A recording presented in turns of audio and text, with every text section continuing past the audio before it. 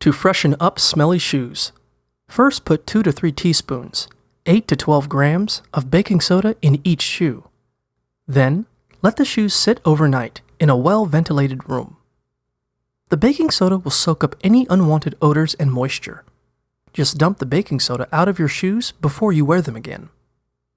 You can also use equal parts white vinegar and water to get rid of bad odors. Spritz the inside of your shoes with the mixture a few times. Then let your shoes air dry for 1 to 2 hours. The vinegar will help neutralize bad odors. You can even fill a couple of old socks with scented cat litter and stuff them inside your shoes to get rid of bad smells. For really stubborn odors, you can machine wash your shoes in a mesh bag as long as they're sneakers or canvas shoes. If you can't machine wash your shoes, soak a cotton ball in rubbing alcohol and wipe down the insides of your shoes with it. Rubbing alcohol can kill odor-causing bacteria.